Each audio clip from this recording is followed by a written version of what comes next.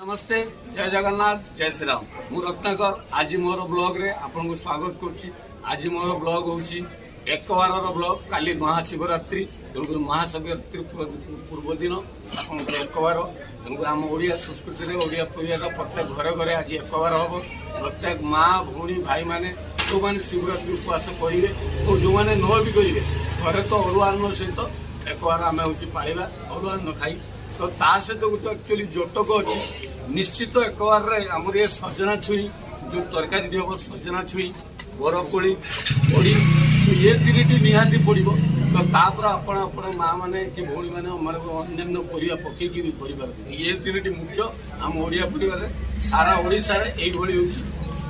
आज एक बार समस्त घरे घरे आज सजना छुई मार्केट रे गत काली जोटा 50 टका थिला आज बर्तमान 150 टका ही सजना छुई केवल एक बार तो आपण मैंने आज एक बार पालतु एवं काली पुणी शिवरात्रि रे देखा हम रत्नाकर सहित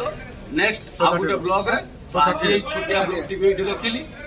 वंदे उत्कल जननी भारत माता की जय नमस्ते।